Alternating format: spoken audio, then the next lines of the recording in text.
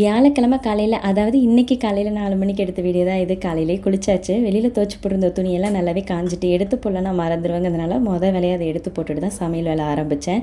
சாமிக்கு வச்சு கும்பிட்றதுக்கு கேசரி செஞ்சுட்டு காலையில் பிரேக்ஃபாஸ்ட்டுக்கு தக்காளி சட்னியும் கருப்பு உளுந்து இட்லியும் தான் பிளான் பண்ணியிருந்தேன். எப்பவும் போல் இஞ்சி டீயும் ஒரு சைட் போட்டு வச்சாச்சு. ஒரு 2 மாதத்துக்கு முன்னே நான் நிறைய ப்ராப்ளம்னு இருக்கும்போது என்னோடய ஃப்ரெண்டு ஒருத்தங்க சொல்லியிருந்தாங்க, வியாழக்கிழமை அன்னைக்கு நான்வெஜ் எடுத்துக்காமல் சாய்பாபாவுக்கு விரதம் இருந்து பாருங்கள், நல்லதே நடக்குன்ற மாதிரி. எனக்கு சாய்பாபாவை பற்றி எதுவும் தெரியாது, அவரை எப்படி கும்பிடணும்னு இப்போ வரைக்கும் எனக்கு தெரியாது. அவரோட ஃபோட்டோவோ சிலையோ எதுவுமே என்கிட்ட கிடையாது. அதனால் எனக்கு தெரிஞ்ச மாதிரி ஏதாவது ஒரு ஸ்வீட் வச்சு விளக்கு முன்ன வச்சு அவரை நினச்சி கும்பிடுவேன்.